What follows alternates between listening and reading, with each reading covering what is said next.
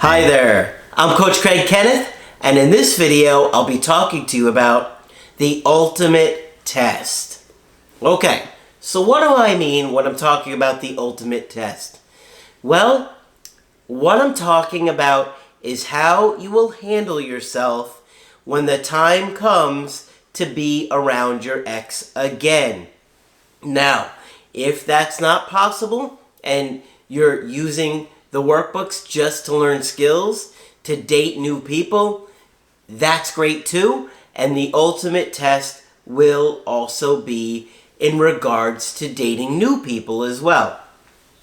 What it has to do with is taking all of the skills that you've learned in these workbooks and you've thought about, all these changes that you've made, and incorporating them when the time comes around the new person or around your ex. Unfortunately, mastering all of the skills that you have learned takes time and practice.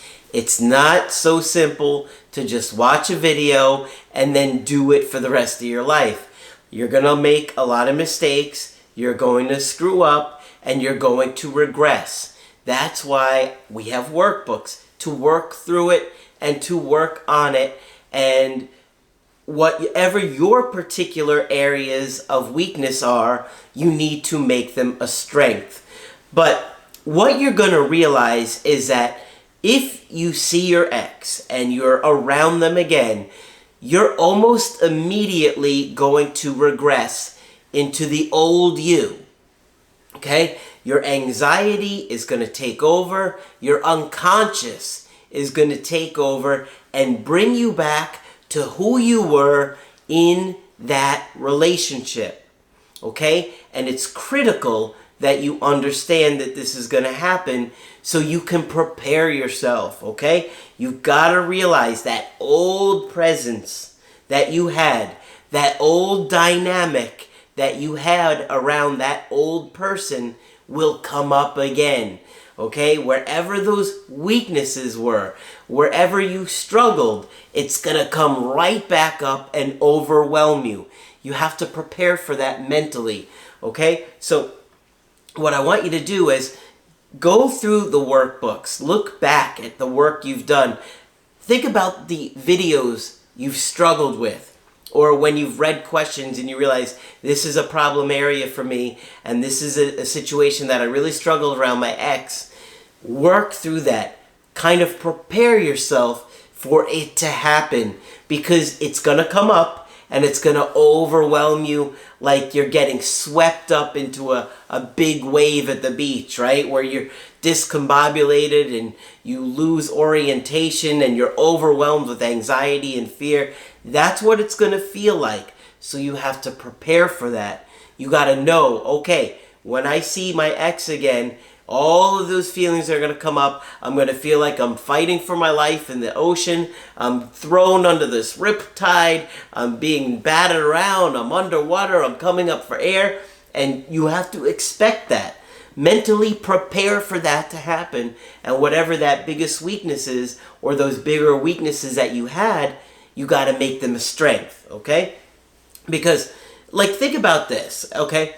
If you had a bully when you were growing up, maybe you had a bully 20, 30 years ago, whatever. Think about what would happen if you saw that bully again, okay? All of those old feelings that you had around them would come up in your unconscious. Now, you might realize, okay, look at that guy. He's not the guy he used to be. He's fat. He's overweight. He doesn't take care of himself. He looks like a loser. Maybe you're thinking whatever it is about this new person. But the intensity of those feelings that you had around that person are going to be in your unconscious. They're going to come up. And you have to be aware of these things and remind yourself of who you are in the present moment, right? You got to kind of orient yourself again to the present. So I want you to be mindful and almost force this new presence that you exude, that you have. You want to force it into existence, and you have to plan to force this new presence around your ex, this new and improved version of yourself. You've got to prepare for it and keep it in the present moment. You got to remind yourself of who you were and who you are, because the old you, that old dynamic, that old feeling around your ex is going to come up. And you know that last time you were around your ex and you were begging and pleading and you felt powerless, you're going to almost regress to that state again around your ex. It's just what happens to us. The more prepared you are, the better off you're going to be. But years ago when this happened to me, and I really, really worked on preparing myself, I didn't understand all this stuff back then. And so I was kind of overwhelmed and unprepared for how overwhelming the experience would be. I was caught up by my emotions. Your emotions are going to take over, but you've got to stay oriented and you've got to stay in who this new version of yourself is. This more grounded, more confident version of yourself that you are, okay? Because that powerless feeling that you had with your ex, it's going to come right back up again. That old last dynamic that you had where it was completely a powerless feeling and they had all the power, that will come up for you, and you've got to prepare for that, okay? So I want you to just be aware that old feelings are going to come up. Old weaknesses are going to come up. Stay oriented, stay grounded in who you are and this new version of yourself. Because I'll tell you, whether it's the first time you see your ex again, or 2 weeks later, or 2 months later, your ex is going to test you, okay? In whatever areas you failed or struggled in that relationship, whatever your personal weaknesses were, they will test it, okay? So you have to imagine and think about your situation. What were the biggest complaints your ex had about the relationship? Now, I don't know if they were reasonable or unreasonable. For some of you guys, maybe their complaints were just made up so that they could avoid getting close to you. Sometimes that's true. So you're going to have to kind of evaluate and realize, okay, is this a valid criticism that they had about me? Or is this something that they just did to push me away? And that can get kind of murky, especially if it's in regards to the breakup.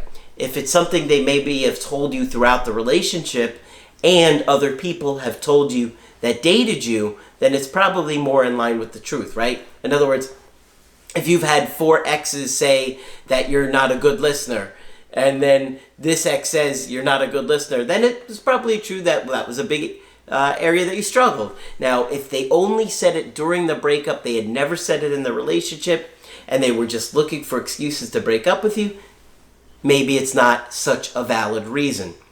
But I just want you to prepare for this test, because they are going to do it, and they're going to want to see that you have overcome your weaknesses.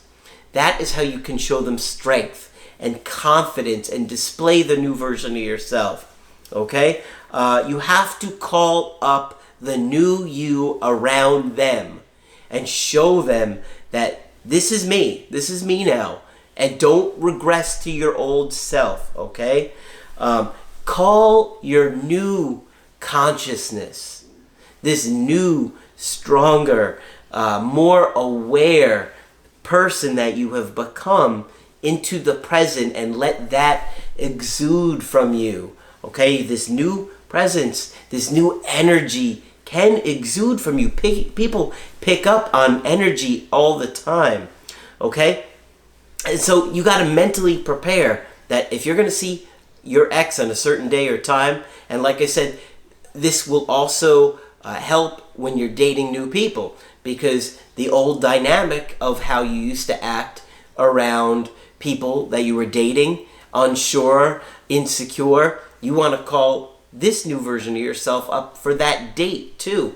And these new people that you're trying to spend time with too. It works for both. But you have to tell your unconscious some self-talk. I am a new version of myself. Here are some great ways to look at it, right?